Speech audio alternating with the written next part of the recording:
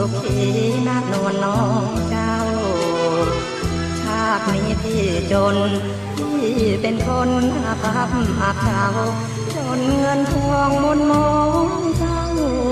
ถึงพาน้องเจ้าเหมือนมาเกิดความหลังครั้งก่อน